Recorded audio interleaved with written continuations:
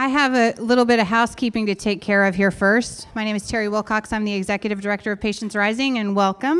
And before I do anything else, I would like to thank Bob for that video. He's one of our panelists tonight. He's right over here.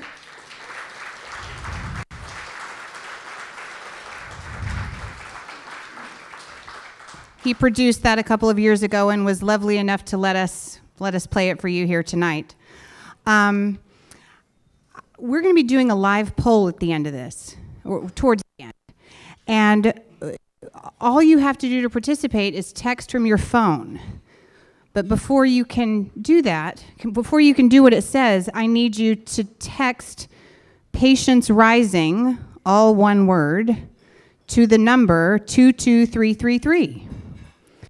So if you just dial 22333 and then Patients Rising, no space, all one word.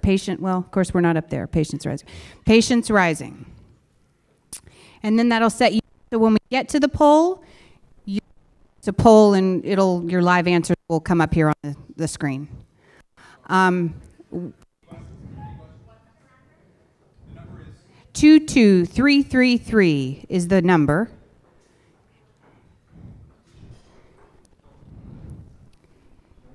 And you just text the words Patients Rising all together.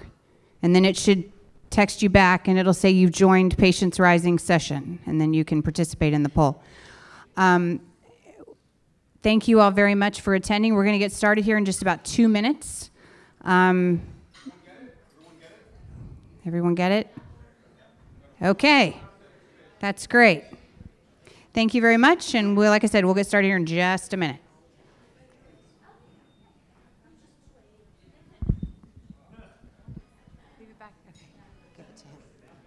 Okay, wait 1 second. You go get over here and get ready. Come on.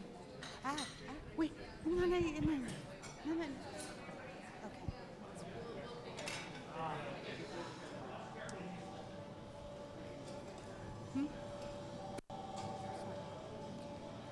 fine.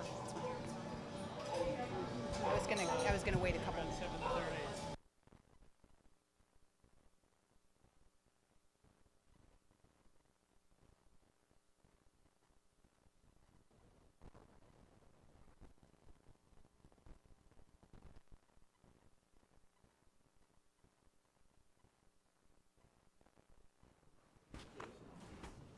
Hello and welcome and good evening.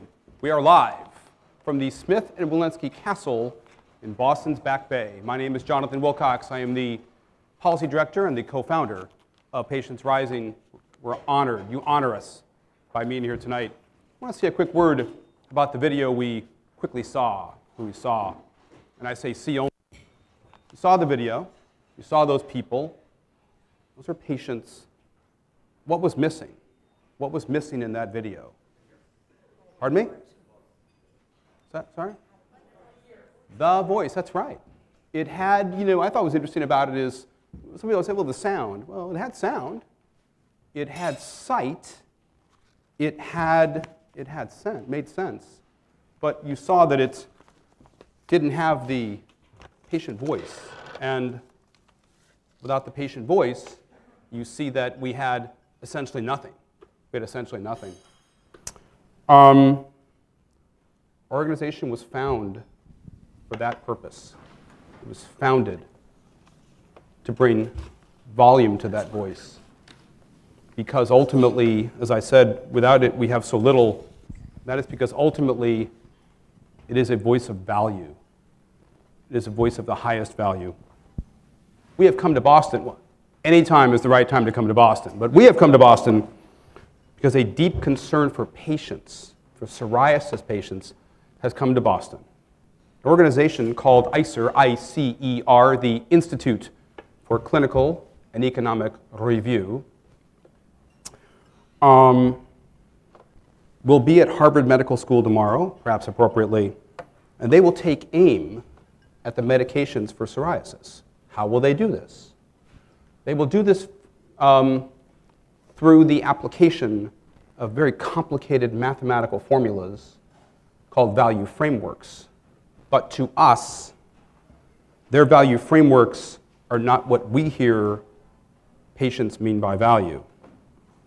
They are all but certain in taking aim at medications to approve caps on patient investment, ceilings on patient medicine, limits on patient treatment, and ultimately then, with it all, inevitably, the barriers to patient access. As you will hear tonight, these barriers are real. These barriers are real. We are speaking out not because ICER is bad people, but because they are wrong. They are dead wrong. ICER is concerned first and foremost with the maintenancing of a system and managing. We are concerned first and foremost with breaking down those barriers to access and connecting patients to the medications they need and deserve. Ultimately, this is a fight. This is a fight between the narrow focus of the value frameworks that conclude, we believe and we fear, that see ultimately patients as commoditized drains on resources, not as a community of human beings. We know how to diagnose and treat and hopefully one day cure. This makes Boston then the perfect place for the patient voice of value to continue what we've needed for many years, which is a psoriasis conversation. We ask you tonight then to listen to a voice. It is a special voice. It is a specific voice. It is often a quiet voice. It's often a muted voice. It is the patient voice. It is the patient voice of value. And in that fight, patients are every day fighting. They're fighting. They're fighting for their livelihood. Some are fighting for their lives. That is why we fight. That is why Patients Rising was formed. Right here today, the patient voice of value, all night long, will speak up. It'll speak loud. It'll speak clear. It'll speak convincing. I am convinced you're going to love what you hear. Thank you very much.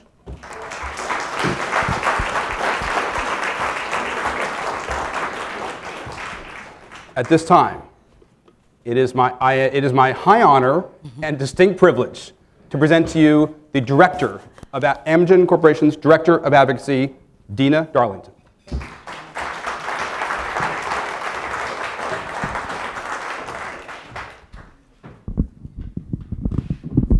Well, thank you for that warm welcome, and thank you for that very kind introduction, Jonathan. As Jonathan indicated, I am Dina Darlington. I'm the Director of Advocacy at Amgen, and I am really honored and pleased to be here today. And before I go into the introduction of a very special patient that we have as a guest this evening, I'd just like to thank Patients Rising for the work that they're doing and the platform that they've created to really provide a voice for the patient. I think that that's central to the work that we do at Amgen, and that we really try to keep the patient in the center of everything that we do. So we thank you for providing this platform to elevate the patient voice. So as I mentioned, I'm here to introduce a very special guest, and I really don't think that he needs much of an introduction at all. I think that we all know him, and I think I'm pretty safe to say that we love him as well. Jerry Mathers has had an extensive show business career that began at the tender age of 2 when he did a pet condensed milk commercial. He continued to work on many of the early 50s television shows, and in 1954 he made his first movie debut with increasing roles to follow throughout the 50s. But it was in 1957 that he debuted in the series Leave It to Beaver, that Jerry entered the hearts and homes of America. An immediate success, the show gained national attention and ran for 6 seasons, totaling 234 episodes. When it celebrated its 50th anniversary on October 4th, 2007, the show became the longest-running scripted show in television history. Currently shown on TV Land and in countries throughout the world, Leave It to Beaver has made Jerry an American icon. He has appeared in commercials, television shows, and Broadway, but what we may not know about Jerry is that he is a tireless patient advocate, and in the mid-90s, Jerry was diagnosed with type 2 diabetes. He took preventative action, lost 55 pounds, and is currently one of the leading lecturers on living with and dealing with diabetes. Jerry has partnered with diverse organizations to bring awareness of this epidemic that our country is currently facing among both children and adults. Jerry currently participates with Pharma's The Help Is Here Express, which is a national tour bus to help uninsured and financially challenged patients obtain prescription medications for free or close to free.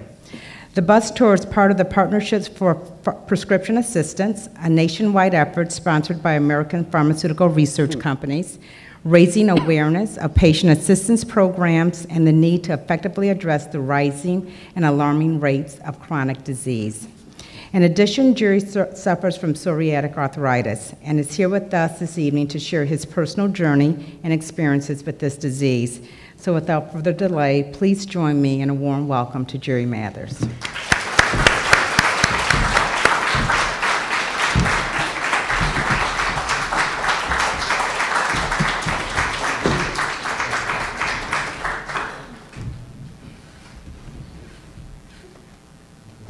One star on stage, I'm afraid, tonight. So, look, everything that Dina said in introducing you has come from what you share as a performer, and now you take on a different role. And the role of patient advocate is one that takes many forms. And in some ways, what you've told us earlier that the best advocacy has a kind of authenticity to it and a reality. What do you mean by that? Well, when I found out that I had psoriasis, I looked around for information about it, and How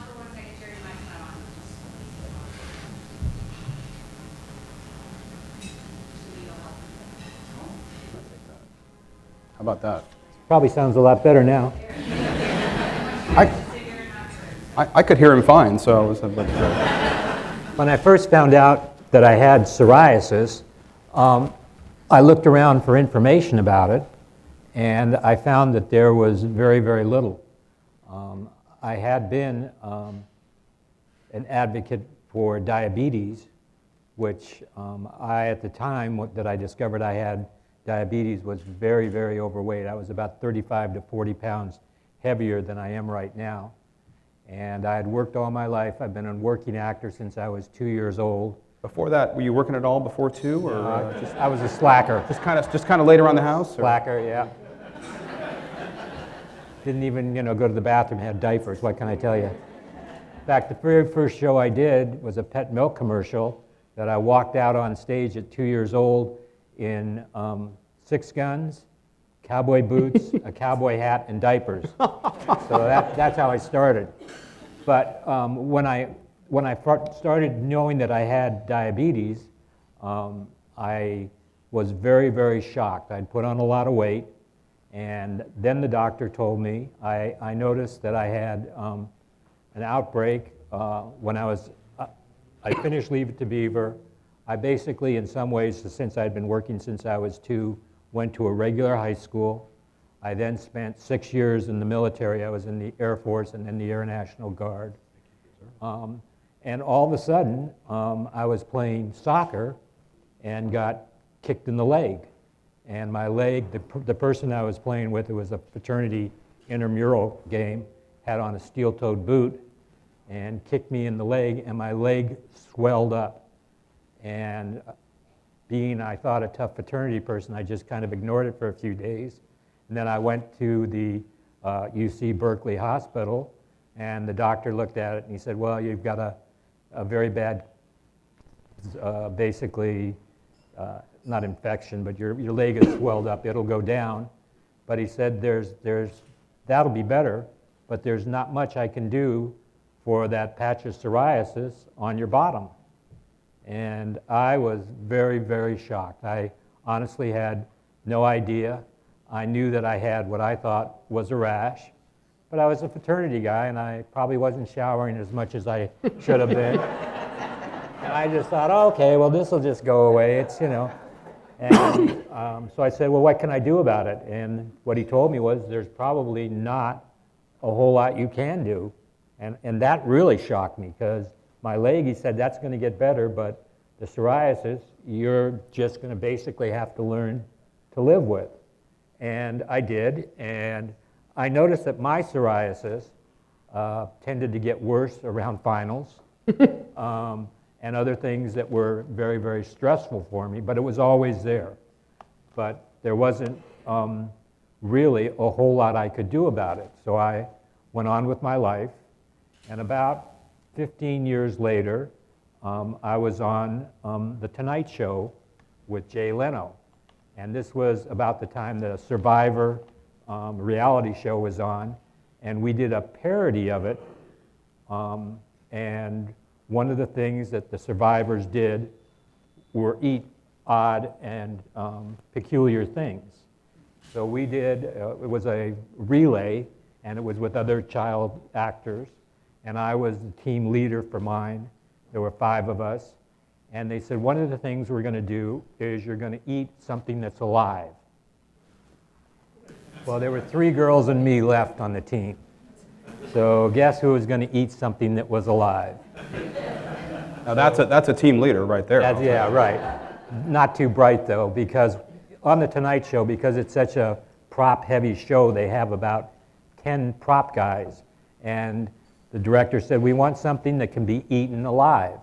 And they sent the bottom guy out, and he brought it back, and the guy gave it to him. It was what's called a grub, and it's fed to animals and snakes, and it's kind of big, about the size of a slug, and white. And they said, okay, this can be eaten alive. These people are still eating, Jerry. I want to let you know that. You asked the question. I did.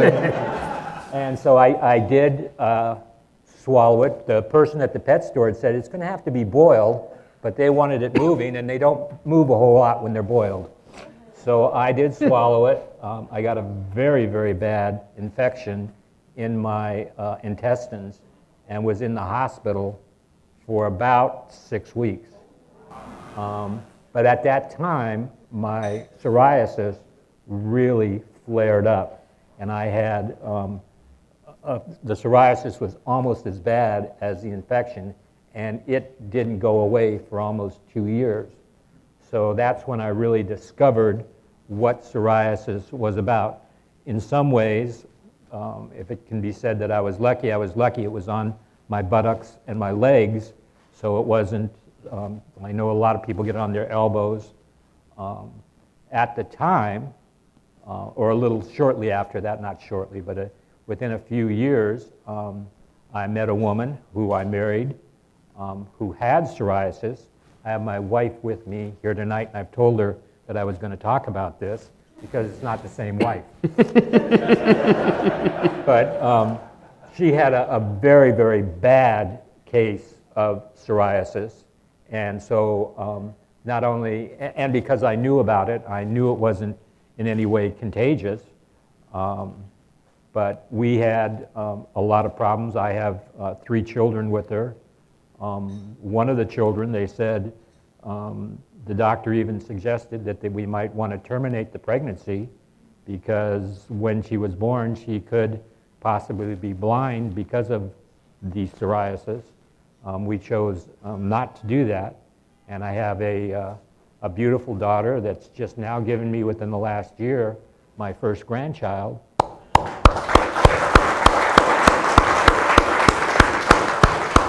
But I know not only living with psoriasis, but also being a caregiver for someone with a very, very bad case of psoriasis.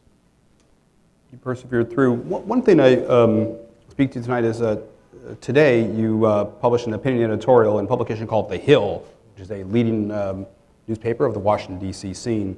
And I was really fascinated by what you wrote, and it really did it the right way. It is addressed essentially to policymakers and politicians and regulators at all the levels. But what you said was less, it wasn't a political opinion. It was really about what you said was to put the patient interest first. There's a lot of ways, what you described was there are so many ways for us to deal with healthcare challenges, with access issues, with all the other issues. But what you said specifically was that to place something first and let it be the thing that we drive through the most. Well, I think that's very, very important, that people, a lot of times, there's, in any business arrangement, there's always a person and then there's the money. And a lot of times the money becomes more important than the person. And especially with diseases like psoriasis, but a lot of diseases, you can't really make that judgment because, in my opinion, people are always more important. And so when it becomes a choice between the two, I always pick the person. So that is probably my goal, is to help people and not really care about what it costs, because I feel that every life is important and the quality of life is not as important as the life itself, but it is a very, very important part of the equation. Here's a man who says it all, the great Jerry Mathers. Thank you very much.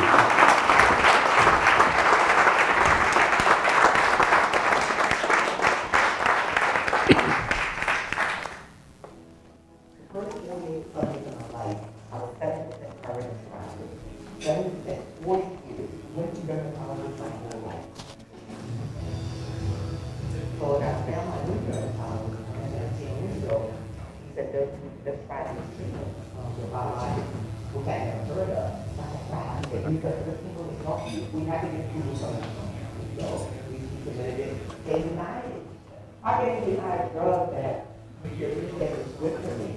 So they put me on a less, cheaper, extra drug, which made me sick, and it made me tired and sleepy, where I really couldn't get out of bed.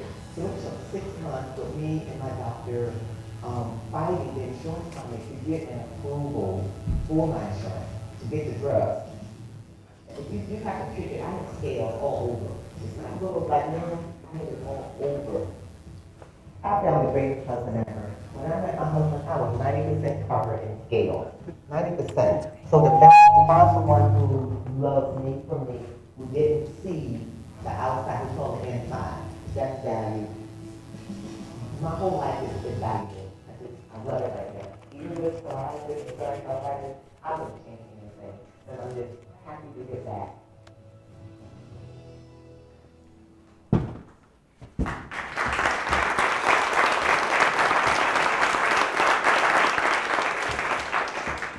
That's an amazing voice. Now meet her here live, Diane Talbert.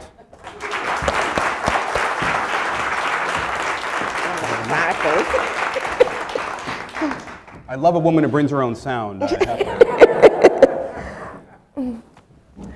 And that's an incredible story. That was actually remarkably unedited. Look, the thing that overwhelmed me about your story is how long this has been a part of your life.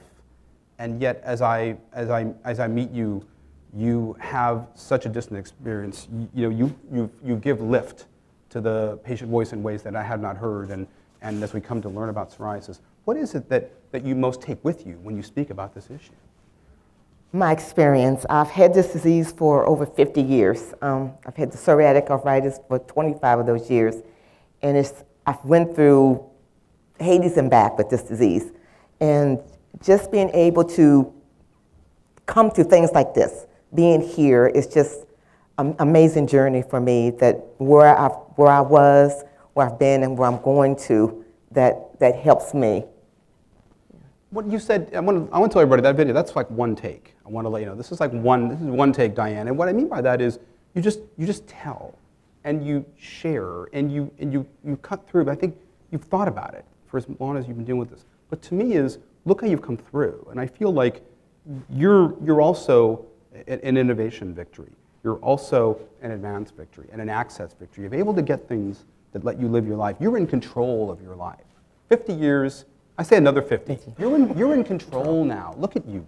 So to me, your voice speaks to that even when you don't use the words.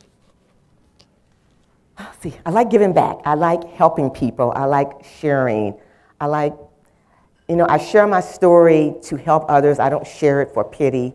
I share it so other people can see that you're not alone in this journey, that you can come out fighting on the other side.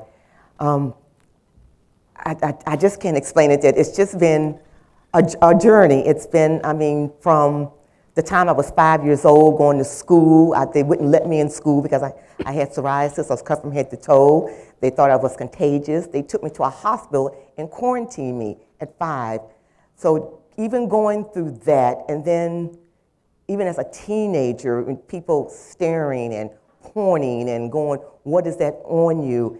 Just trying to just overcome that, or even as you get older, going to the hairdresser and the lady going, when's the last time you washed your hair? Or why are you so dirty? So it's been like a really, really hard struggle, or not being able to go to the beach. Or the one time I did go to the beach, I wore 4 pairs of pantyhose because my psoriasis was so bad. Or it's just a journey. Just, if you've got to be there. I've been where the scales were just falling off me, or I've had to wear long sleeve shirts, put rubber bands around them so that the psoriasis wouldn't fall out. I've had people, if I go to shake their hand, they'll back away from me. I even was asked to get out the pool. I'm gonna hold this. I was even asked one time, I went to a pool, it's just a public pool, and the guy came up to me and goes, you can't swim in the pool. And I goes, why? He says, because the other people don't want you here. And I was like, why? He says, well, look at you. I was like, okay, look at me. But he made me feel so bad. It took me another 20 years if I ever went back to a pool. So it's just, there's a stigma. When you have something on you, people look at you totally different when you're covered in scales. I mean, they really look at you differently. And even with the drugs that are out now, they're great. The drugs that are out, but I still am not clear, but they help me with the arthritis part. I'm able to function, I'm able to walk. So I do a lot better, and I like giving back. I like talking about the disease, because at one time I wouldn't even say the word psoriasis, didn't want to talk about it, didn't want to share my story. But now I'm getting a little better. I want to give back. Yes, yeah. Well, this is what I'm again, I was so certain to have this story and have it first, and it's really for this reason. As you just talked about, there's teasing and bullying, and which we'll talk about later on tonight. And but what you were told, the healthcare system told you didn't know what you had. The doctors didn't know what you had. Hospitals didn't know what you have. You've lived through a time of this enormous understanding and then this advance, and that's your gift to us. You went through that for us. I didn't. People now, we hear, we stand then on that patient experience. We hear this voice. Let me ask you then, as I heard this, there was a long time you said you wouldn't talk about it, you couldn't share, and then there was a day when you began to want to do it. Talk about that. I want to hear about the first day you thought, I can share my voice. It was called erythrodermic psoriasis. Erythrodermic psoriasis, I was 90% covered in psoriasis. Your skin actually falls off. I could lay down in bed, wake up, and I could see the outline of my body. My skin was I looked like something out of a movie. That's how bad it was. And I went to my dermatologist. My dermatologist looked at me and says, I don't know what to do for you. I don't know what to do. So I went to my primary care physician, and she says, you need to go to the hospital. But in my mind, I'm going, if my doctor can't help me, doesn't know what to do, why am I going to the hospital? So I actually went to 3 dermatologists in 1 week. I actually found one dermatologist who says, I can help you.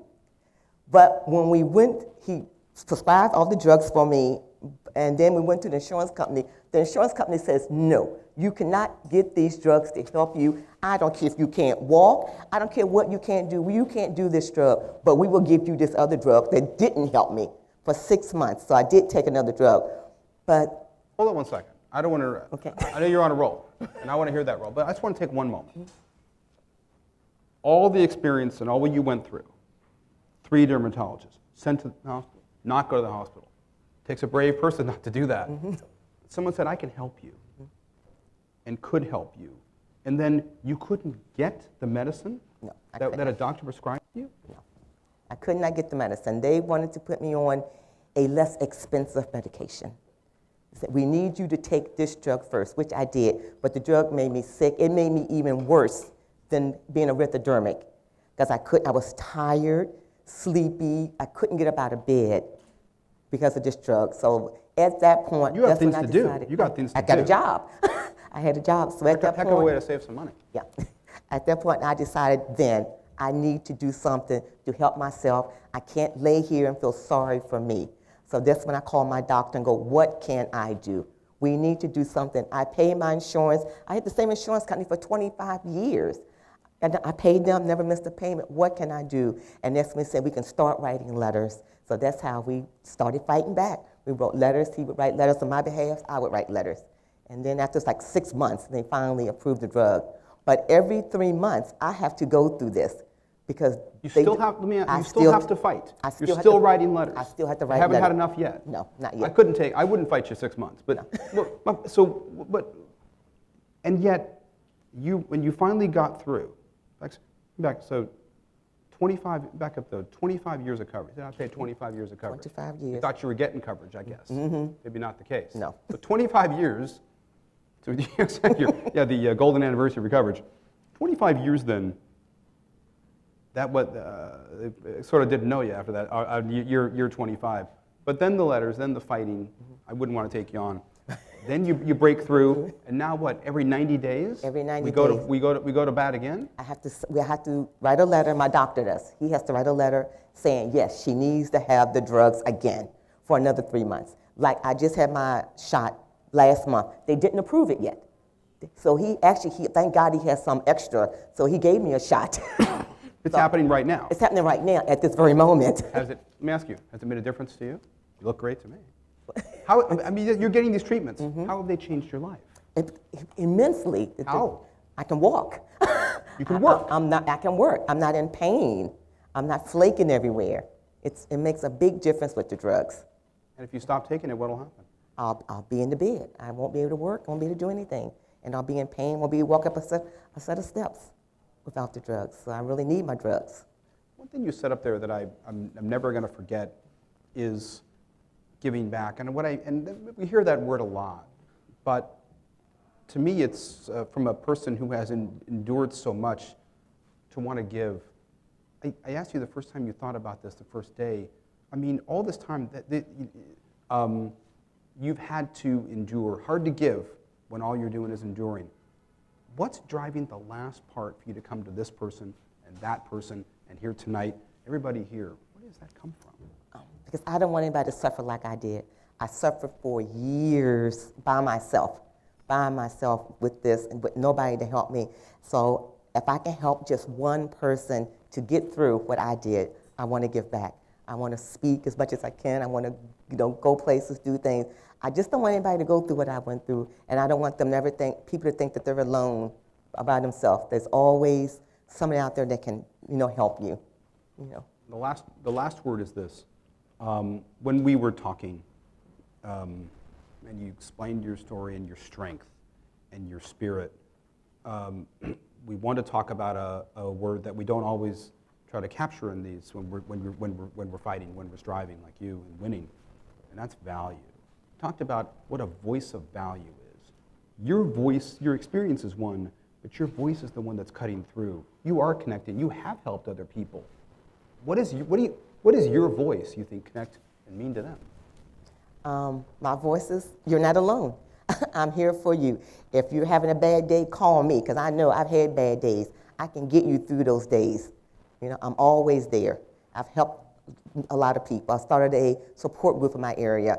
The people, they call me 1 o'clock in the morning, especially teenagers, because they just don't understand. They call crying. I can get them through that. If somebody says, I don't feel like living, I can tell them, oh, yes, you do. Oh, you'll be fine. I can get them through a bad day. So I'm glad that I can be that voice for, just for someone else. You make our day, you make our night. This is the amazing Diane Calvert. Thank you. Thank you.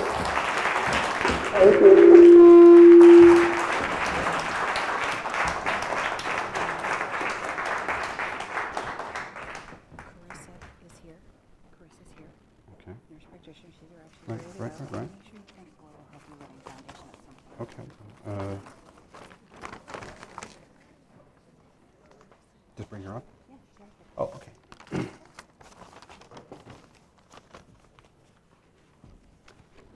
You can see through my Some of my expertise comes from everybody we've talked to, and then I have my notes. But we have an expert here tonight. This is a nurse practitioner, and I've met a lot of nurses, and they're all spectacular in their ways. And nurse practitioners are ones who have special skills, and they have special knowledge, and they are the ones who do lay, honestly, like doctors, they lay their hands on patients too.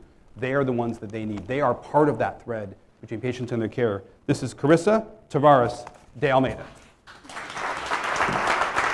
Thank you very much.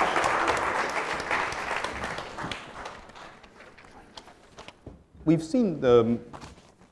shared a lot of information tonight about psoriasis and about the patient experience, but you're the one who sees it from the other perspective. You see the patient, the diagnosis, the treatment, the experience, and these people are looking to you.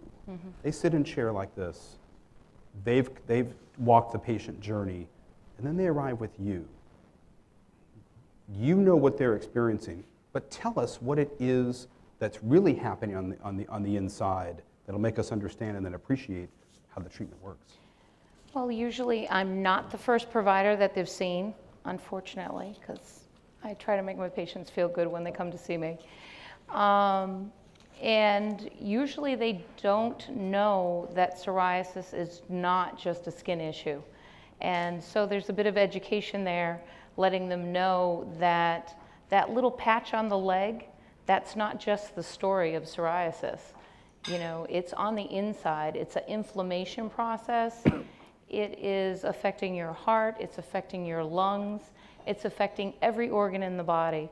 And more should be done than just, here's a cream. Go home and put this on twice a day. You'll feel better. And a lot of patients, that's still the response that they're getting from the healthcare industry. So when they come to see me, I spend a little time with them.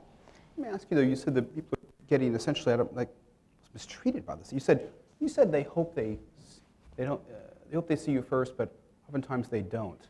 What makes your perspective different?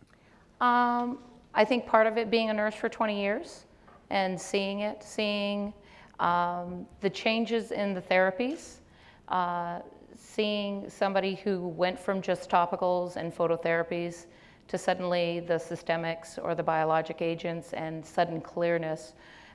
We sometimes would call that they got their trip to Paris, right. Because now gone are the long sleeved, the long pants, the long faces, and you know, we're in short sleeves, we're in shorts, we're in skirts, we're in heels, we're in happy, we're in makeup, and we're enjoying life. Maybe we've lost 20 pounds, and we're enjoying being with our family and enjoying life.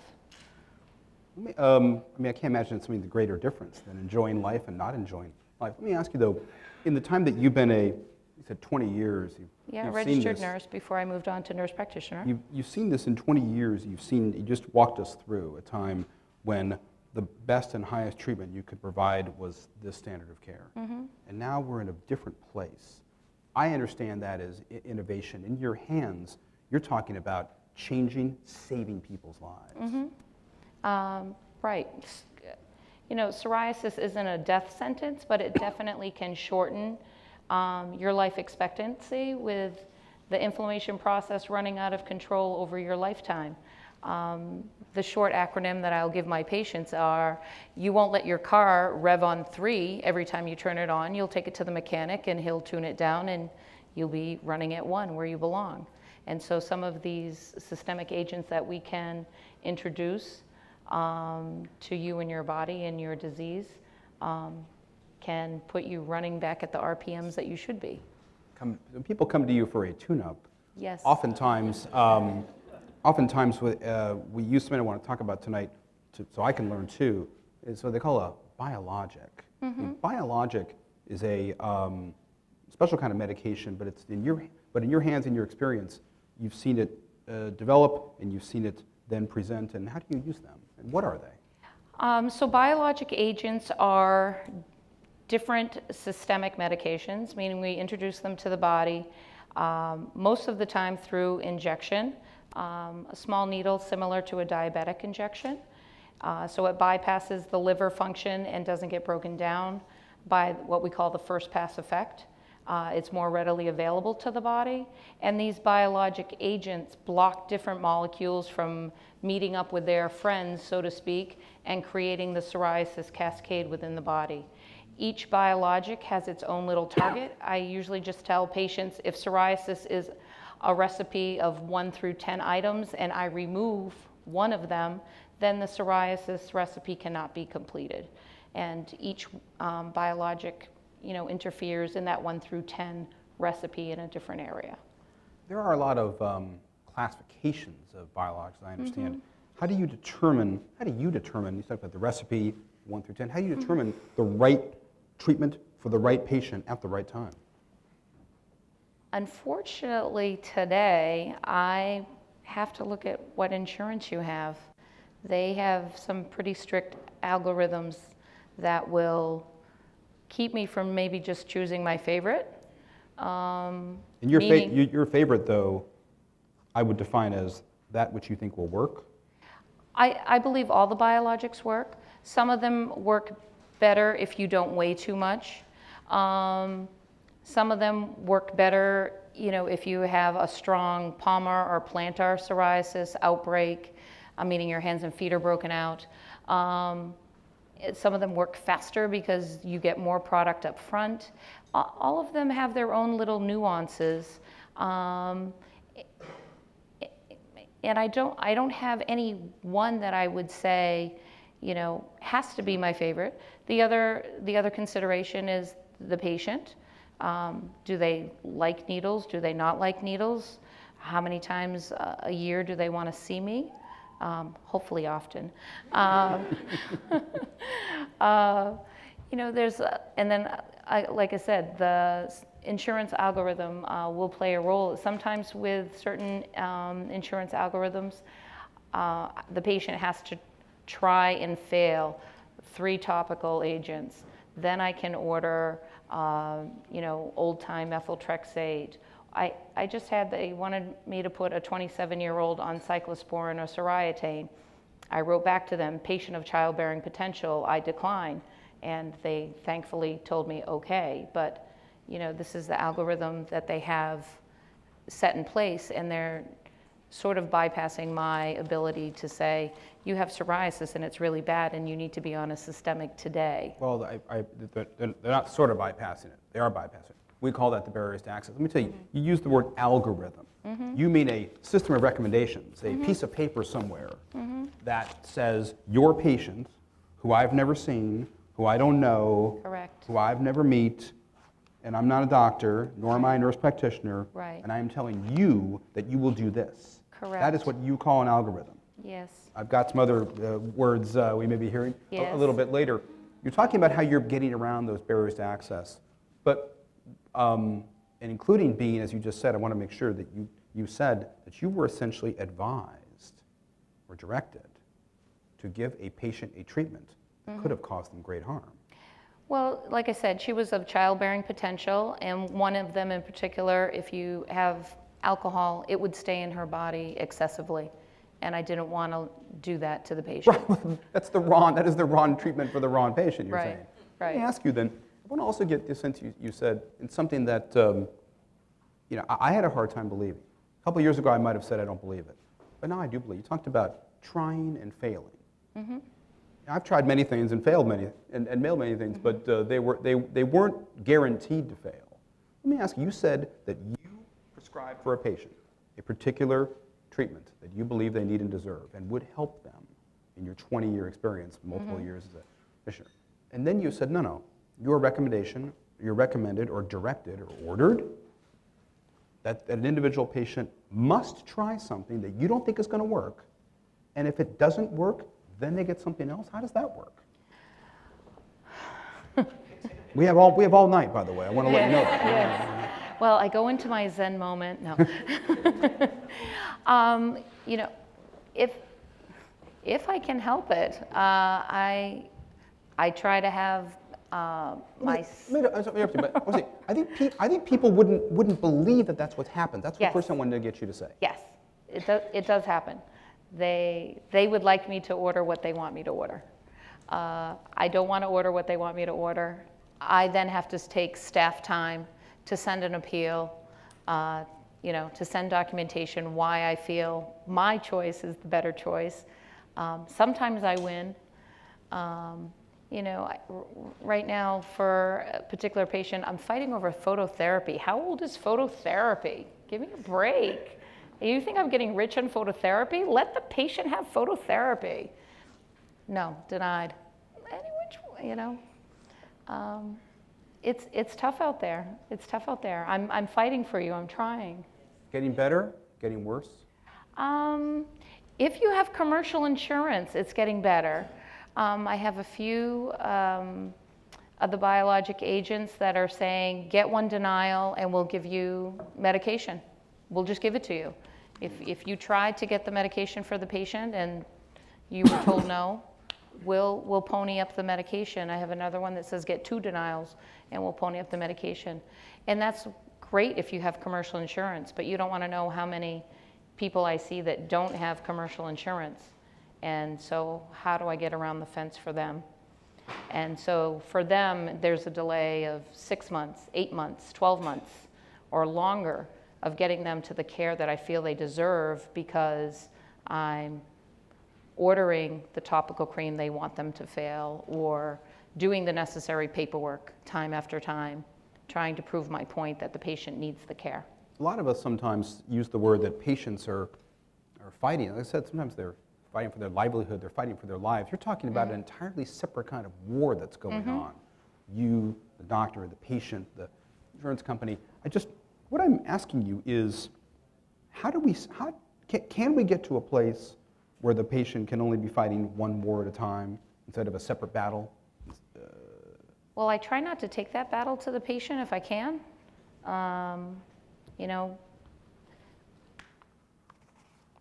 But somebody has to fight the battle, and I don't know if it's all of us together collectively as healthcare providers, or all of us as a community, as a village, not even necessarily people with psoriasis, because I'm sure this is going on in every difficult disease to treat that has expensive medications. I'm sure it is. And until we put our foot down and say, this is not the way to treat people and their healthcare issues, I don't know what's going to happen. Well, help us put our foot down. Put your foot down by raising your voice. I make this last point that I need to ask you is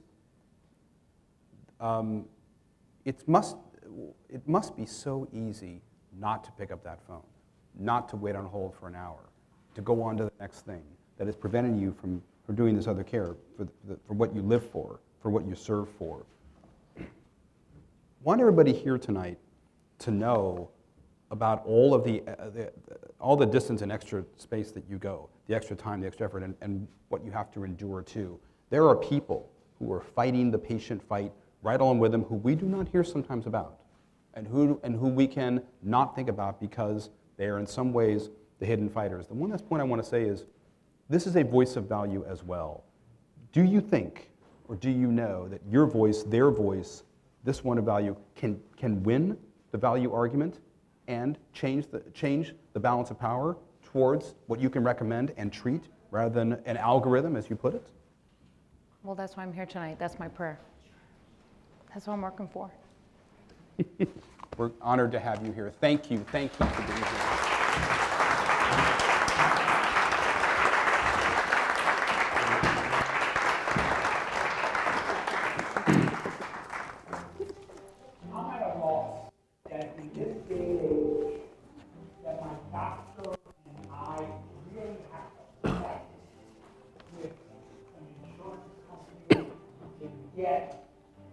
What I mean, taking this drug gives us a better quality of life.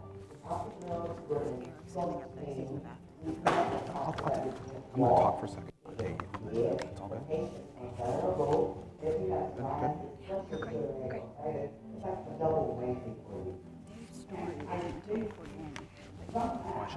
Right now, there's somebody that's able to diminish my quality of life. And It's big. Every 3 months, it's scary. It's a battle. Like if I get to write letters, I never talk to her about that thing. She really needs this medication. It's a scary thing. If the insurance companies would listen to my doctor, I don't think I'd ever come in with a bad day. I wouldn't walk around with the aches. I wouldn't have to put my hand down in the chair seat to get myself up. Get everywhere in the restaurant, and get on the floor, be in the back, be wherever I need to be to make it a successful day for the restaurant. You got to hear a little more about, that's a friend of mine named Dave Kotler, and hear more about him, a little bite of his experience. I'm going to bring up a special friend and a new friend, a special patient and a special story, and I want you to make him feel extra welcome. This is my friend Eric Boudreau.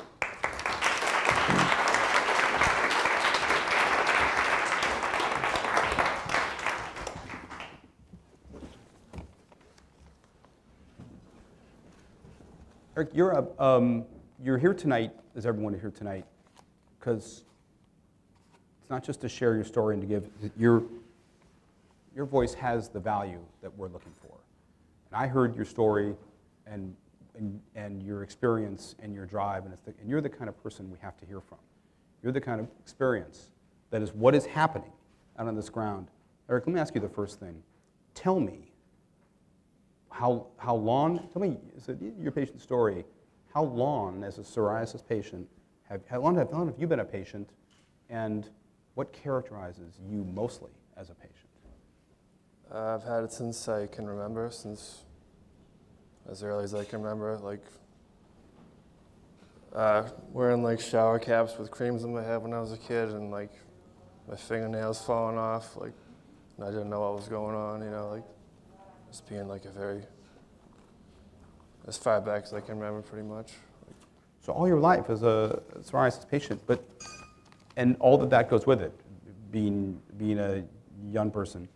But to me, you're a person who takes care of himself. You're a person, this is a stand-up comedian as well. This is a wicked sense of humor. You get him going. But you want to live your life you're driven to live your life. What is it that you most want from treatment that will help you do? So to be able to keep working, basically. Like, I live alone and I don't make a lot of money, so if I can't work, it's a big deal. It's going to affect me tremendously. So all I really want out of treatment is to be able to keep working. Like, I don't even care about my skin, but my skin's cleared up, but like, it's just basically to keep working. So treatment has helped you, and Yeah. it's allowed you. But the reason why I insisted to bring forward Eric is because, I said before, almost with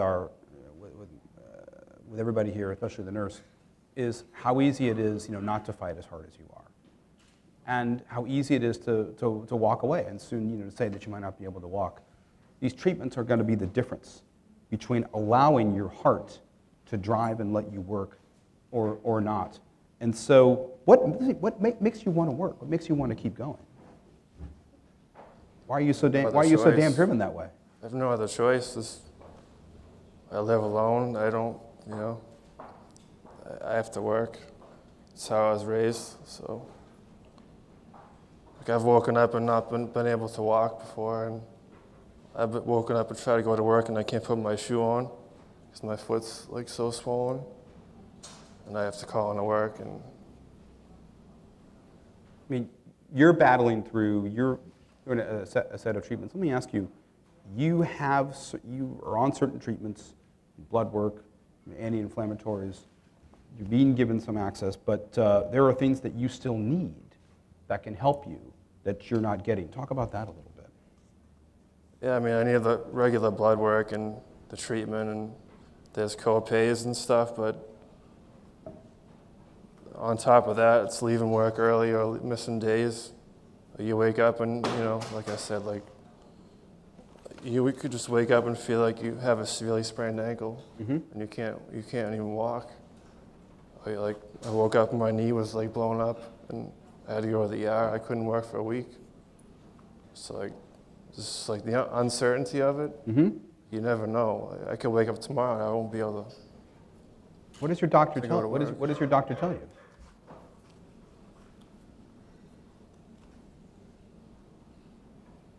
Not much. Well, there's so much that isn't known, but let me I ask like the you. nurses better. They're not walking out of the room before I can answer. Oh, Question. I know a few nurses. I can help you with that. But let me make this point that you said to me that really struck me, is that not knowing what the next day would bring. Look, you're a person. You go to sleep. You intend to wake up. You intend to go to work, take care of yourself and support yourself. You're saying that because of your condition, that you don't know if that will happen the next day, but you're driven to make it. To make it happen. I wanted to bring Eric's story forward because I've met courage and I've met determination, but this is one that I think we haven't thought as much about. And like I said, it's the way you were raised, and it's the way that you're showing us. But your desire to work is greater than your desire to be comfortable, and your desire to endure this. I'm interested to hear from you and to have you then teach us that there is dignity in your experience. And I think as a patient, that is your voice of value. So the way you were raised, that's a voice of value as well. Do you think are you able then, do you think, to have the system help you and believe in you to where you can give back in what we call the value of innovation? How about that? I don't know what the question was. Well, what I'm saying, Eric, is Cut. no. Look, Cut away. what Commercial. what I mean to say is that Complicated for no. me. What I mean to say is people look at you as somebody who is causing the system a lot, Yeah. but by working and supporting yourself, actually, honestly, you're the one giving back. You're the one giving. So it's not just the dignity of it all. I'd rather work, yeah. And it's just how I've always been. I don't want to stay at home. I'd rather work. Well, that is actually the great gift too. That keeps the system going. All of the fights that we're doing, we talked about earlier, frameworks that look upon you as expensive. The fact is, you're giving back. Your life's one of dignity. You're the one making money. If you work in Nexus, you're the one giving back. We've got to keep you working. We've got to keep you living, and got to keep that spirit strong. Please thank Eric.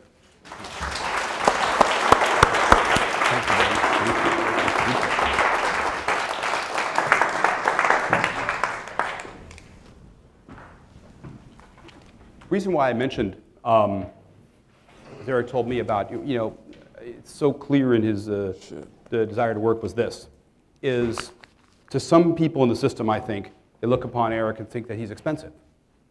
They look upon Eric and think that he's a person of cost. That isn't true. That isn't true. There is to support him, to help him, to let him live his life, makes this country rich and makes our system rich. We call that the value of innovation.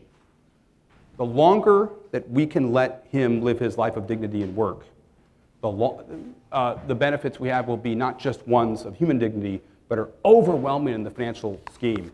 I learned that from our next speaker. I can tell you these are complicated issues, and they are ones of detail. When I need to know something, I pick up this phone, I make one call to this man, the doctor of healthcare economics, Dr. Robert Goldberg.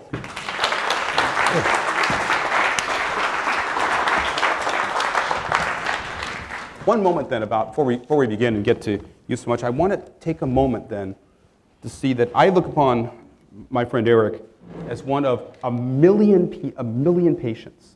There's a million parts to that life, to that heart, to that human, and it is based also in the fact that he to this society, he's priceless in that way. You're the one that taught me that. Why makes him priceless? Well, I mean, I think what Jerry Mather said, and by the way, I had a crush on Miss Landers too. I was. Everybody did. Yeah, I know. It was like, I still do, but it's been years of therapy to get past it. Which is, but to that point, you know, what's the value? There's two. We are talking about two visions of what healthcare is for.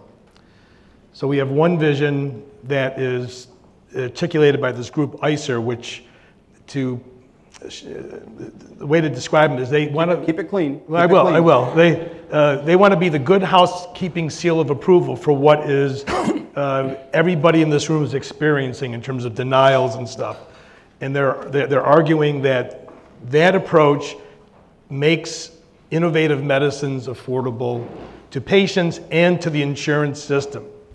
So let me sort of peel back the layers of what all that means to let you know that ICER calculated that because new medicines are more cost effective and because they get discounts from the insurance companies to cover some drugs but not others, that a $33,000 a year treatment costs them, with all the costs, $13,000.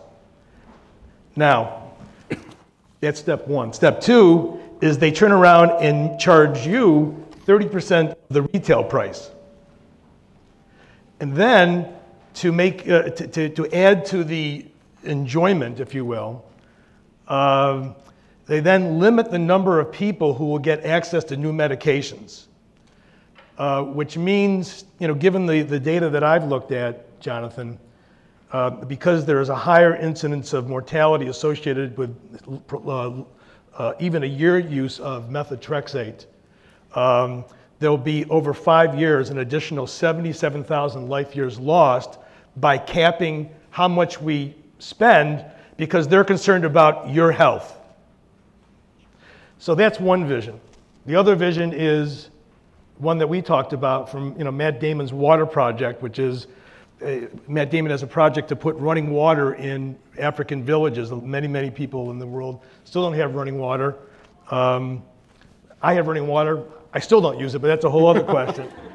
Bourbon as much. So they asked, somebody asked one of the children who finally got running water what it meant to them.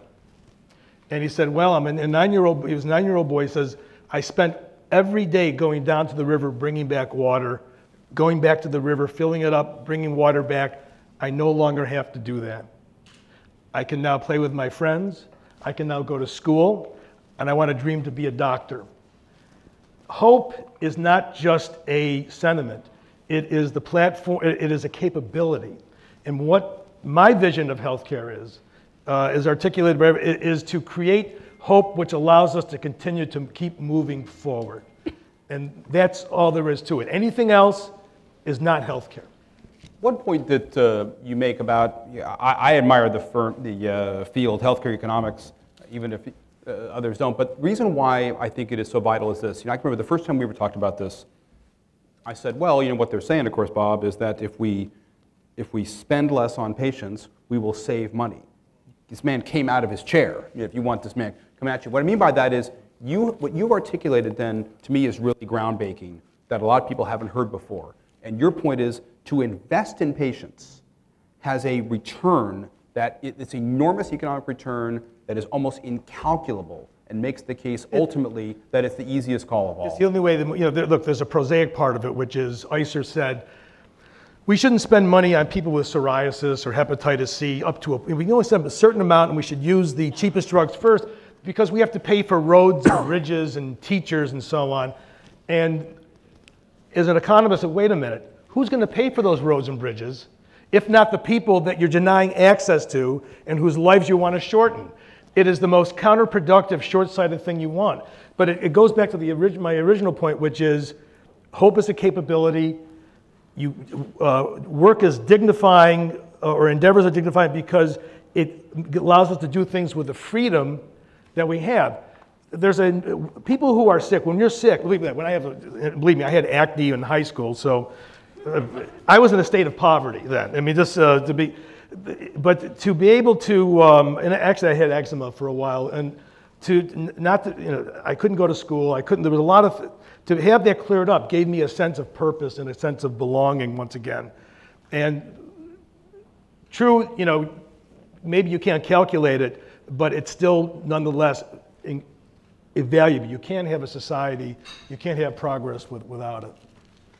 Do you think that, so we are essentially having an argument over the word value, which is why we speak to what the voice value must represent. And you laid out to me is, it is an argument between a static number of how patients are too expensive and the unimaginable, incalculable way that they build and benefit society. Oh, look. Are we still having that fight? Well, look, yeah. Is it turning? Is the hinge turning? Yeah, so here's the thing. Like, if the insurance industry was running Smith & Wolenski's, their business model would be to keep you out as long as possible and only serve you the food that was 3 days old. Now, what kind of business is that? Do you want your health care being delivered by people that would run a restaurant like that? Their definition of value is what it takes to maximize the profits they make from you. And that's really what this all boils down to, ladies and gentlemen, is that the rebates, usually when you go to a car dealership the rebate goes to you as a customer. If Donald Trump is going to get a rebate on cement, it goes to him. If someone told Donald Trump or anyone else, well, that rebate's going to go in my pocket and I'm going to charge you 30% the full price, that's how insurance companies are making money today. It is the biggest source of cash that they're generating, $150 billion of value that should be going to us in lower prices, in immediate access, in better health, is going in the pockets of insurance companies. And look, I'm a free market kind of guy, and so it pains me to sort of even talk about like those terms, but that's the fact. And we need politicians and we need legislatures to take action, and we need lawsuits too, I hate to say it, to change this. If we were AIDS patients, this wouldn't stand. This wouldn't stand. But because you got psoriasis or high cholesterol, all of a sudden that's not a real disease? That's bullshit. Well, I'm sorry. Do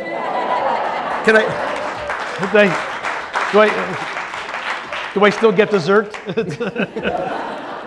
That's the longest I've ever heard him go without cursing. That's so, true. That's true. But I mean, look, break it through for us. You are saying, well, hold on a second. You are saying that a psoriasis patient isn't winning this fight. No. Another kind of patient is. How then do we understand then that all patients have voices of value, and how does that voice break through? Well, first of all, one of the reasons I'm here is I want to help. I want to take I want to help all the people that are working for other patients and for themselves to get that message. So in terms of communicating and translating to I will help translate it to their politicians, to the legislators, to their friends and family, to let them know that companies are making money off of your sickness. You present as where else in the world do you say, well, I come in as a patient, and the rebate that I generate because I show up as a patient doesn't go to me, it goes to some insurance company. That's wrong. That's immoral, and the only reason that we can do it, and people ask me, how did that happen, is because we let it happen, like lots of injustices in this world. Where can that go?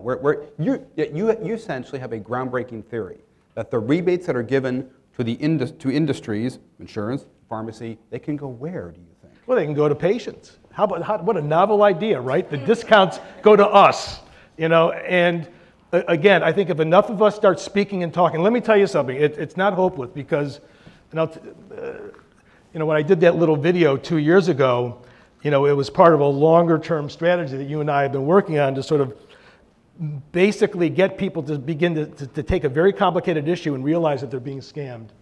So now the rebate issue is on the national agenda. It's in the gun sights of your employers, it's in the gun sights of the legislatures, and the gun sights of the Department of Justice. So we are there. We just have to keep the pressure on.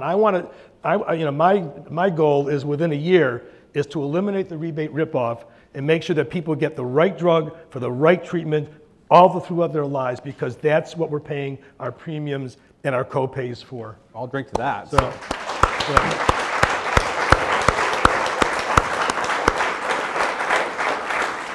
And finally, because of so much that we talked about from ICER and what we call the value frameworks and the war over the word value and the fight that the resources are so scarce and limited, again, I want people to understand that you have pronounced a theory, not just a belief and a finding, that to invest in patients, to get the right treatment, right? You said as a human dignity and as a personal principle that patients should have the finest access. But your point is, it's all that can save them physically, all that can save us economically.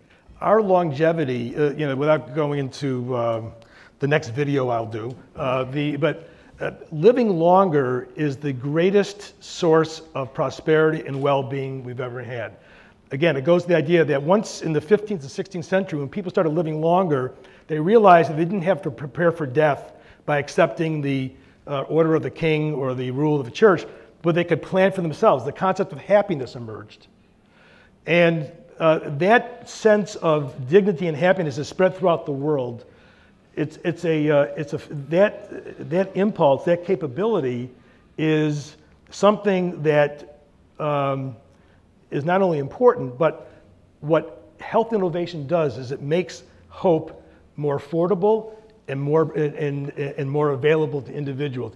When people say we can't afford new medicines, I say, no, we can't afford not to use new medicines. New medicines and new technologies are what make living life better, easier, and more effective. And the reason that the reason that seem to be paying more for it is because the value that these advances are being generated are not going to us as individuals. And that will change. I still find it amazing. We're here in this beautiful room, which kind of looks like my bedroom, actually. Yeah.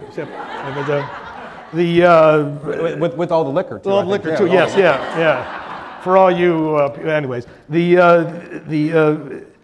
for all that, the fact of the matter is that these medicines make a substantial difference in our ability to stay affordable. If we were treating psoriasis like they're treating it 25 years ago, where the average stay in the hospital was 17 days, and there was pronounced loss of productivity and the isolation and the loss of dignity. I mean, think about it in terms of HIV or tuberculosis. What would the cost of treating it with other kinds of disease, treatments be? And you don't have to be, is a 20-year-old Chevy good as a Chevy today? I don't think so. I mean, there's a qualitative improvement in healthcare that we're not getting the maximum benefit for. This is a man for patients who has your back. Everybody, Dr. Bob Goldberg.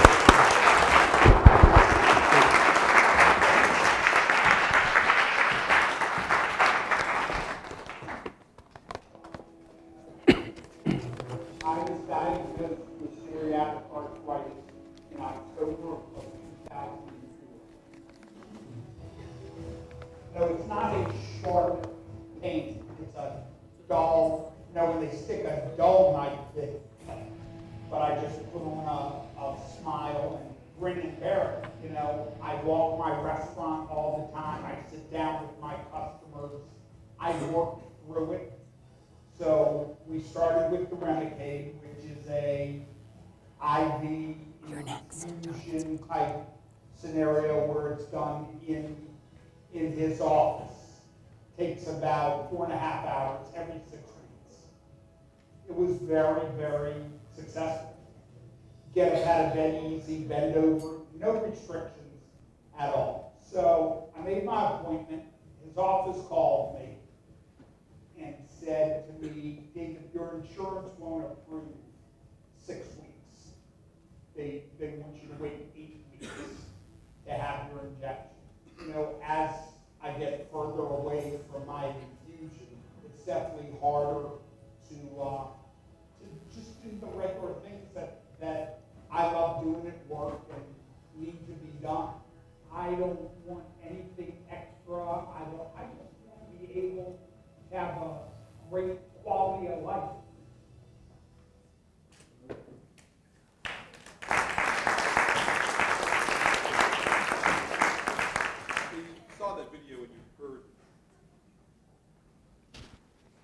That's the story of, I said, a friend of mine named Dave Kotler who couldn't be here tonight. But I wanted to emphasize again what that was said, and it shows, I think, how small differences can make enormous changes. I never knew he had any condition at all. This is a big man, this is a strong man, you see the spirit, you see what a large personality is. He told us that, like I said, he was getting infusions every 6 weeks. Totally living his, no effects, turned his life around, taking care of his father, taking care of his family, working like he does, successful as he is. They went to 8 weeks. Seems like perhaps doesn't seem like a big difference. Seems like, yes, maybe you get every 6 weeks. Well, we'll change to 8 weeks. I'm not a doctor. Doesn't sound monumental to me. It has absolutely changed his life for the far worse. That is an adjustment that has taken a man's life and turned it absolutely in the wrong direction. Those 2 weeks, that number that went from 6 to 8 has taken that human being and an independent, successful person who a lot of people rely upon, and made him less able and less, I think, not less able, but I think unable to do the things that he is used to doing and used to living. And so I make the point that I wanted to speak to him. Like I said, he could not be here tonight, but that voice is one that we're not hearing. That voice is one that I think we're not understanding. And so I wanted to bring another voice up here today for another similar experience that speaks to how small changes, seemingly small changes in small policies, can literally affect a life. This is our new friend, Danny Yevsa. Please welcome.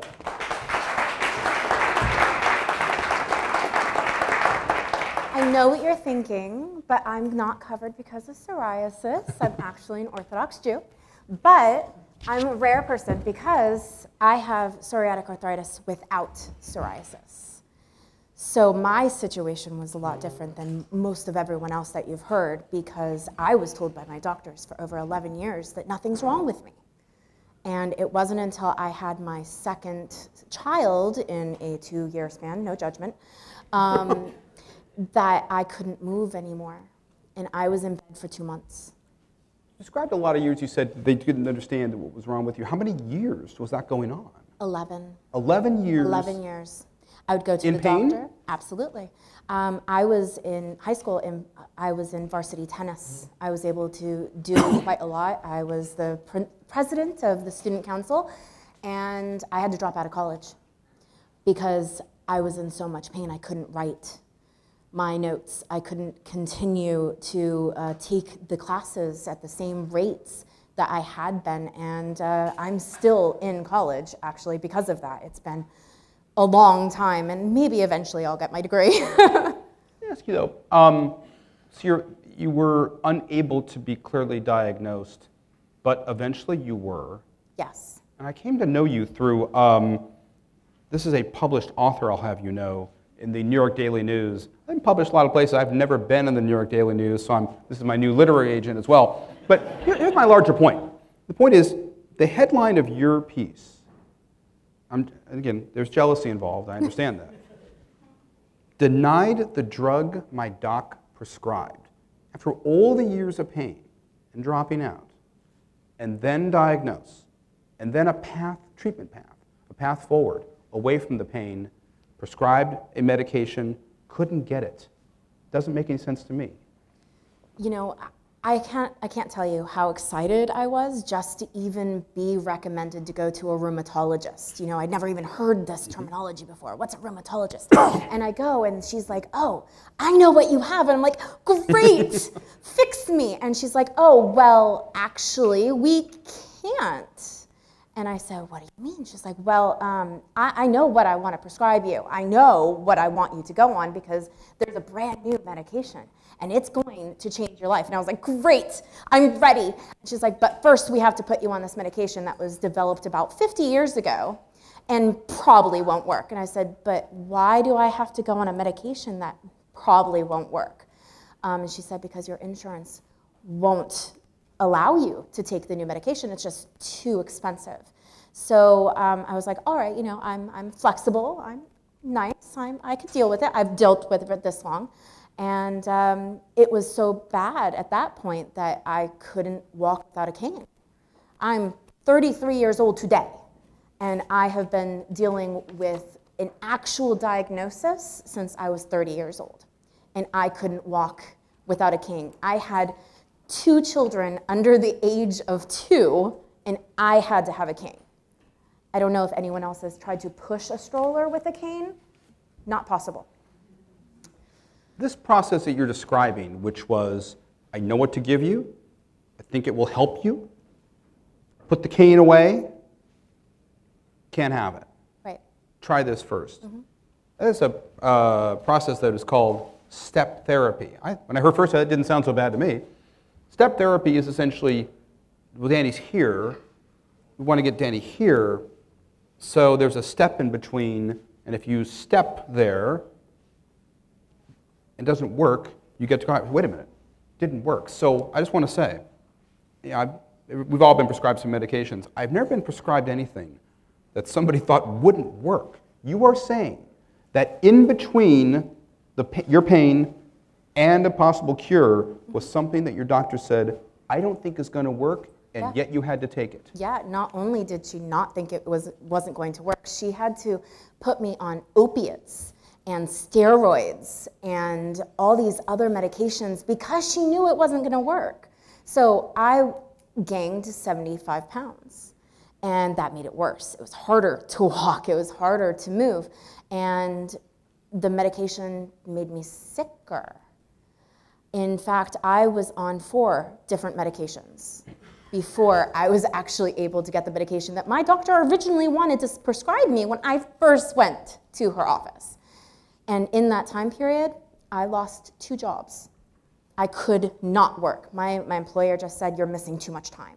Because when my immune system was shut down because of the medication, I would pick up every sickness that I came in contact with. And I live in New York City, people. Come on, I'm gonna catch everything.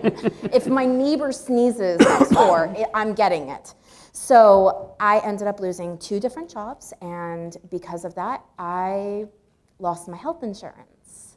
My husband lost his job because who had to take care of the kids? I couldn't. I was in bed.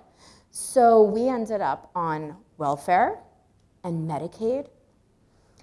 I'm a junior accountant. I was making $60,000 a year. My husband has a master's degree in linguistics. He's a professional translator. We together are productive members of society, but neither one of us could work. And I had to do that for 2.5 years before I could get my medication. I was walking with a cane until last year. And today I walked to the stage by myself. Jumped on.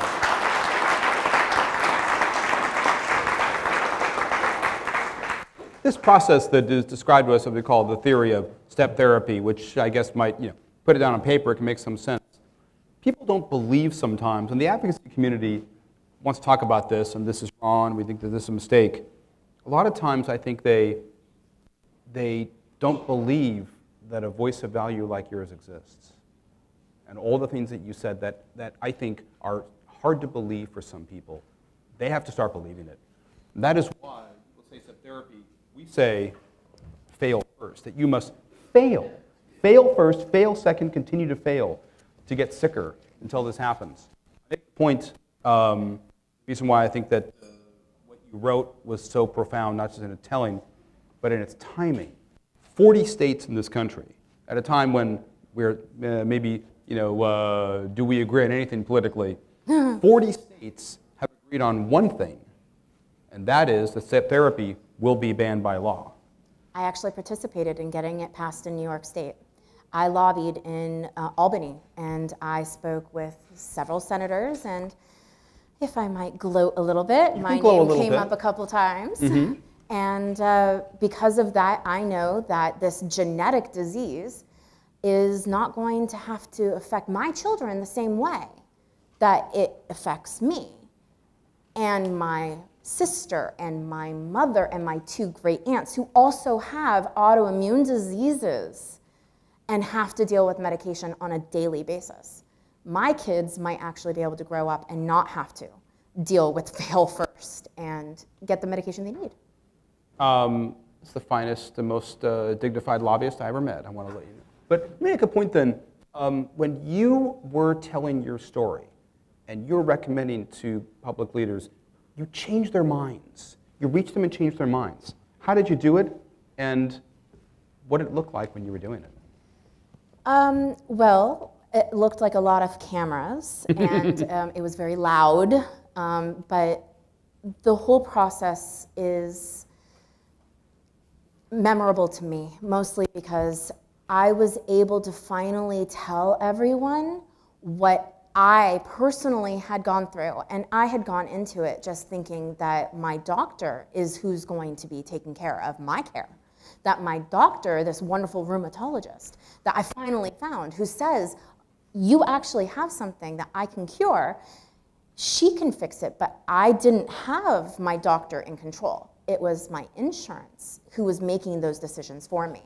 And to be able to go and speak to someone who can actually change a law that will allow that insurance company to have restrictions so that they can't put on limits to anyone like me's ability to get the medication that they need, that made a difference, not only in my life, but in other people's lives. They changed a law, you changed a life, you changed thousands of lives. Thank her. Danny Gebsler.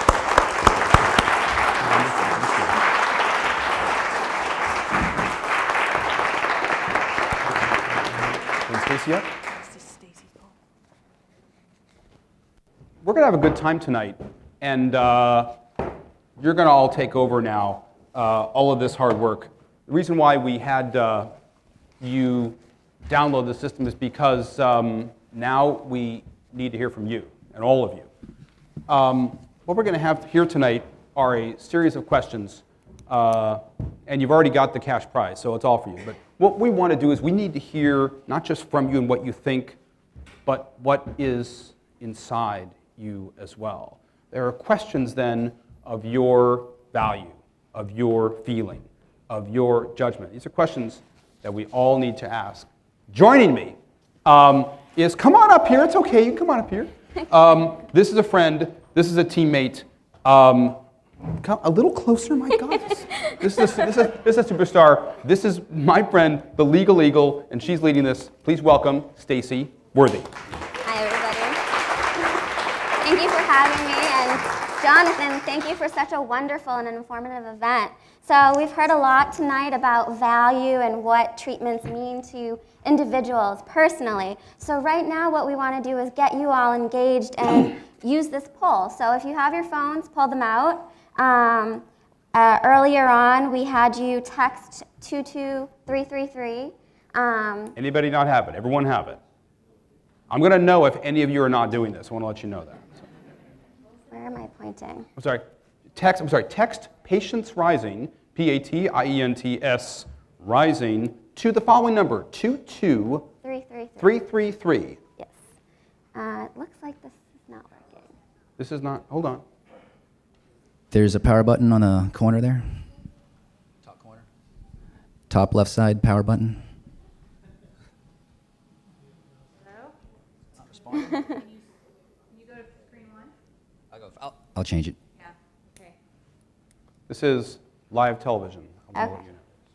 Got it. Okay. All right, so with your phones ready, the first question is, true or false? Patients respond differently to different treatments. What works for one may not work for another. Therefore, they must have access to various treatments for their condition. If you believe this is true, text A. If you believe this is false, text B.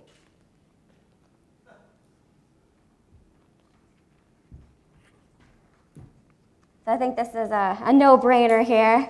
We got a lot of truths. There are some things that are so true, they are true greater than 100%. I want to Yes.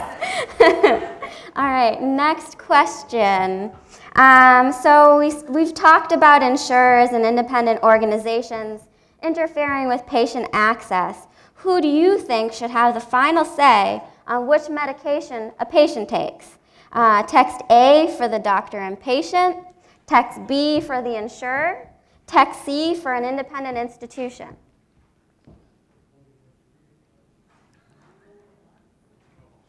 There are no wrong answers. Yes. We need hold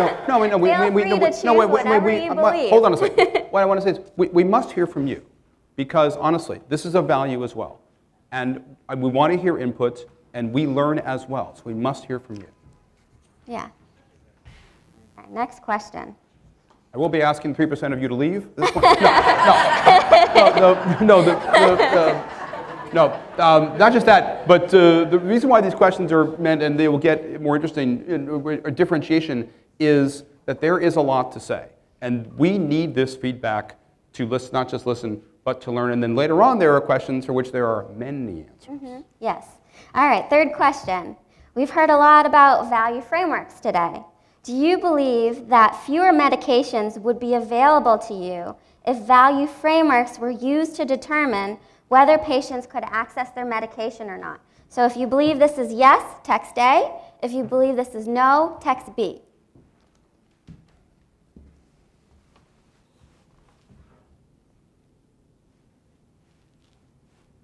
Very interesting. Yeah?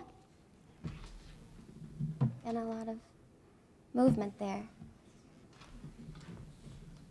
Okay. This is a fun one. What does the word value mean to you?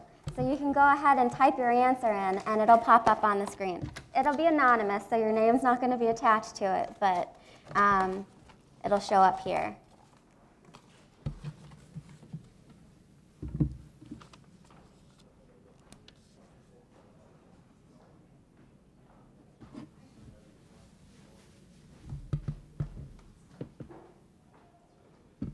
Look at that. Yeah. Patient access, something important.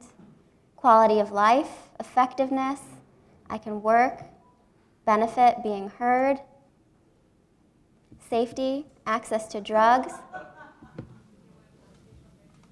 Yankees as world champs. We're clearly in Boston.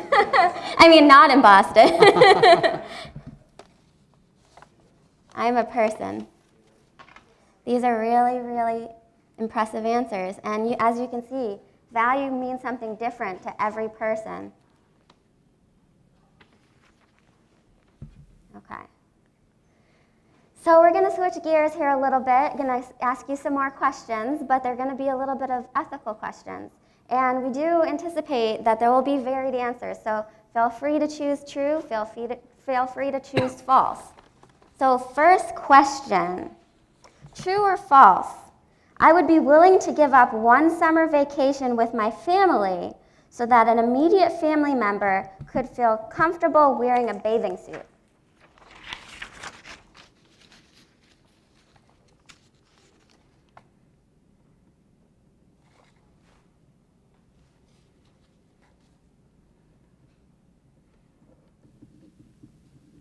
Okay, next question. True or false? I would be willing to give up eating out at restaurants for 1 year, or actually, I think it says 6 months up here, so that my child would not be bullied by his or her classmates about his or her skin.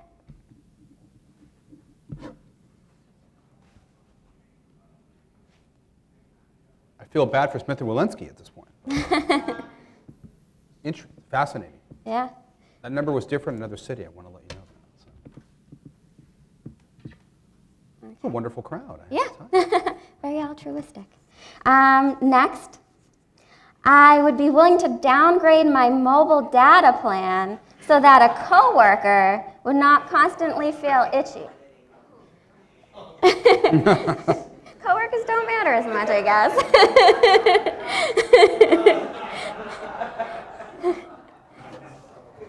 Yeah, we all feel pretty passionate about our data.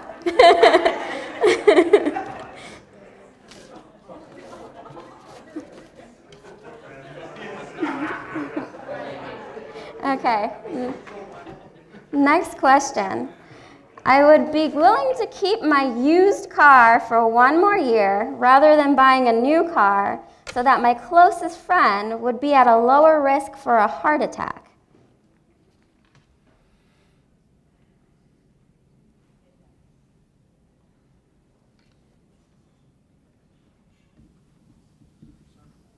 Okay.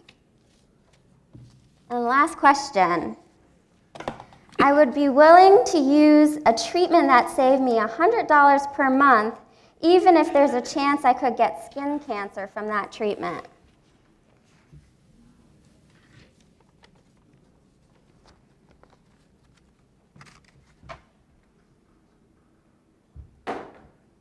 Okay,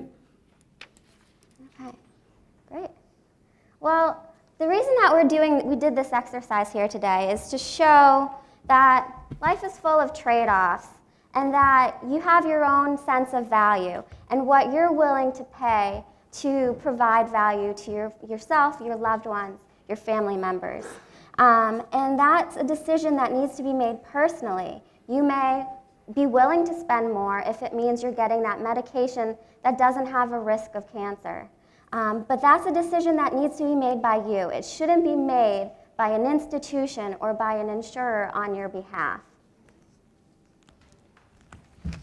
Please thank Stacy's poll.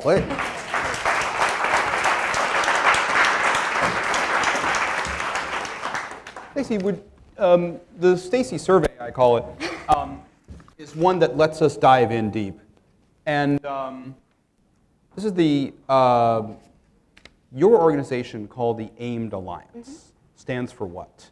It's the Alliance for the Adoption of Innovations in Medicine. The Alliance for the Adoption of Innovations. The first thing we talked about almost tonight was what innovation means and what it is it can do. And the thing that you endeavor for as an attorney is that you said that you have seen in the time that we've worked together, you've seen a shift in the balance, in some ways away from the patient interest and regulatorily and legally in ways you think are hurting them, blocking them in ways that we haven't seen before. Yeah, so we've heard about this tonight. We've heard about step therapy. We've heard a little bit about prior authorization, which is a policy that insurers use to prevent you from using a medication until you get their approval. So they have to decide that the medication is medically necessary. So that term medically necessary, it implies that it has a treatment aspect to it, but they determine that it's medically necessary based on how much it costs, not whether it actually treats your disorder. We've seen non-medical switching. This is a policy that insurers use to, you have a stable patient. A lot of times with patients with psoriasis, it takes quite a while for you to achieve stability because you're trying so many different medications. A lot of them may not be effective. A lot of them may have really bad side effects. Finally, you're stable and you're comfortable, and then the insurer forces you to change your medication because they're either dropping the medication from the drug plan, the formulary altogether, or they're making it more expensive, and then the patients can't afford it, so they have to change their medication. A lot of us would, people talked about arguing and writing letters. You're talking about essentially a legal approach, opening a different avenue around and through and beyond these barriers to access, the legal approach. Yeah, absolutely. So these strategies that insurers use can violate state and federal laws. At the federal level, we have non-discrimination provisions under the Affordable Care Act. At the state level, there are consumer protection laws, and there, as we heard today, now step therapy specific laws. So patients can come forward and they can sue, they can get access, and they can prevent insurers from using these policies moving forward. We are seeing this, and it's been very helpful. What can we do? My point is, breaking down what we can do, how does it, look, you can stop one problem, you can target one thing, but you're talking about something that's much larger than that, that encompasses the patient interest and makes possible the patient voice. Yeah, so right now we have a website called coveragerights.org, and it'll explain to you how you can take each individual step. So you start off with talking to your doctor, working together to appeal the denial of treatment. And a lot of times for the majority of patients, that's all it takes is going through that appeals process you'll have access to that medication. If that doesn't work, there's another step. You can ask for an external review, which means you can have an independent organization outside of your insurer determine whether your insurer made the right decision. If that doesn't work, then you can file a complaint with the insurance commissioner or the attorney general. And our website, coveragerights.org, is state specific, and it'll give you instructions on how to go through that process all the way up to the complaint step. The AIMED Alliance, the Alliance for the Adoption of Innovations in Medicine, that is an enormous contributor to the public policy argument. But you have said that the legal work that you do, the legal approach and the adoption of innovation, they're not separate, they go hand in hand. How does one affect the other? So I think it's really important to have those medications available, and when you can't, then you take the legal strategies to get access to those medications. So that's how they go together.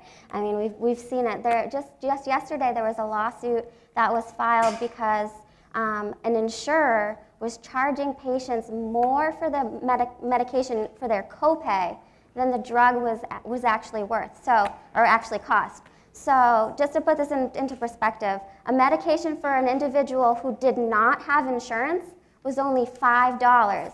The same exact medication for an individual who did have insurance cost $25. So something's not right there. Insurance is supposed to be there for you when you need it. A copay, by the very nature of the word, means both parties are paying. So patients are speaking up, they're mobilizing, they're filing class action lawsuits, and we can change this. So we're here in Boston, a site where we believe maybe you have some legislative issues and some points of contention that the patient voice must speak to. You've just mentioned federal issues, state issues. Sounds like a lot of frequent flyer miles, but my point is, tell us why both approaches are necessary for the reform movement and how we have to show up at really all 50 states, all places, in order to get this done. Well, we have a lot of bad actors in the industry, so I think the more avenues we have to go down, the better. So that means filing a suit at the state level, filing at the federal level, but even going to your state policymakers, as we heard earlier today, that gets change done. We get new laws passed, new regulations passed.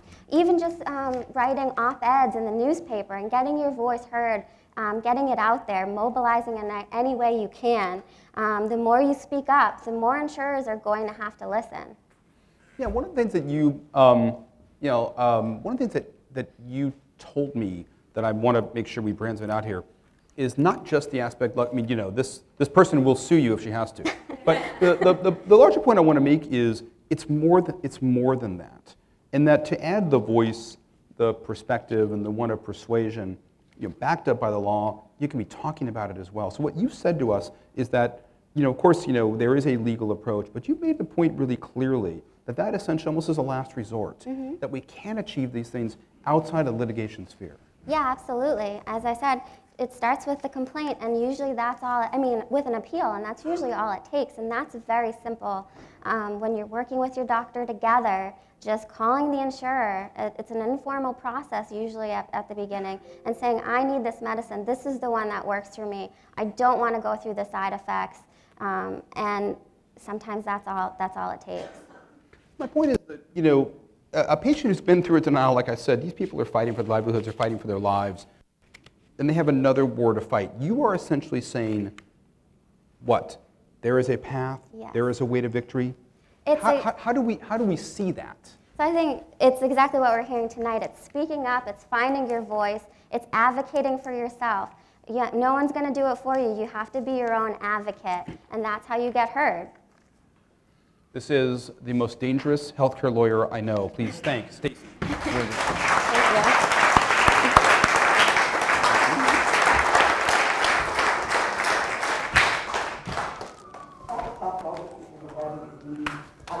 Never give up hope. Don't give up hope.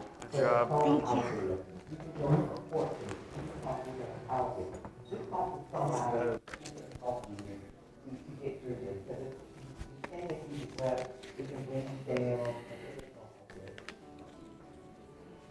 I'm sure that I'm not the only person in this predicament. I think it's a shame that all patients can't get the best drugs for them at an affordable price. And the plan to will go over the same thing I was going through. Because you need to be the one who understood. Family did not understand at all what I was going through. Even though I paid this to be my whole life to get my school. So I had to find someone who was beside me. And they thought we could do it. So people feel good, it benefits, it benefits everyone.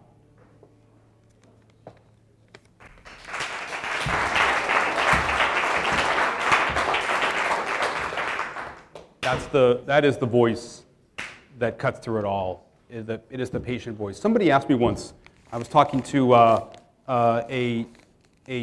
reporter. I know I've made many mistakes in my life. And somebody asked me, I said, do you realize what happened today? And he said, what did you mean? And I said, you know, a patient fought for their lives and livelihood in their lives. And he said, where?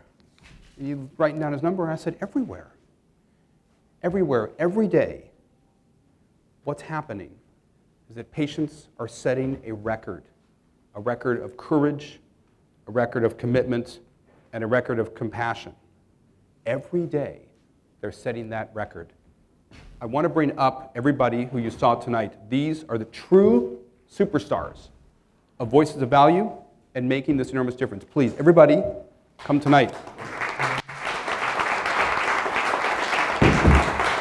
Everybody up here. And I'm going to tell you why.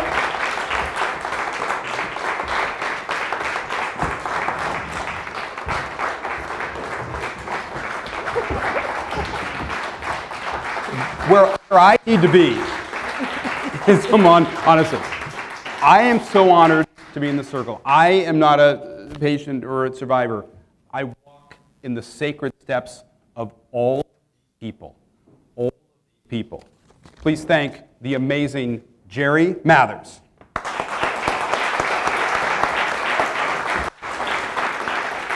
Diane Talbert. My buddy Eric Boudreau. Come here, come here.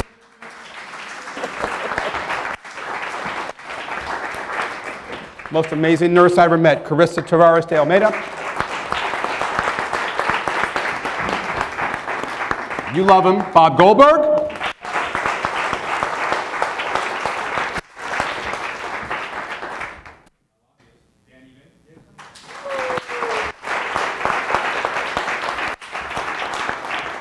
My legal Stacy Worthy of Boston, Massachusetts.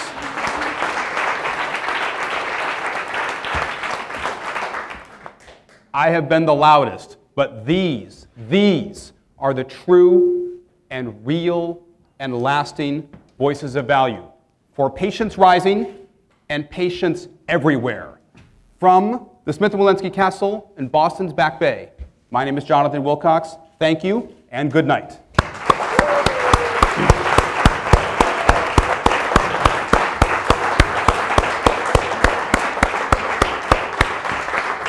One last point I want to make, because one point I want to make is there was one entity not here that made this possible. The Global Healthy Living Foundation, located in New York, but is everywhere, has introduced us to so many patients that they are fighting for and making a difference for. If you have not heard of them, you will have heard them now tonight. And you see them in the patients whose lives they literally have changed and will change. They are extraordinary and they are amazing. And so when you see us here, I hope that you will see them here as well. Please thank the Global Healthy Living Foundation.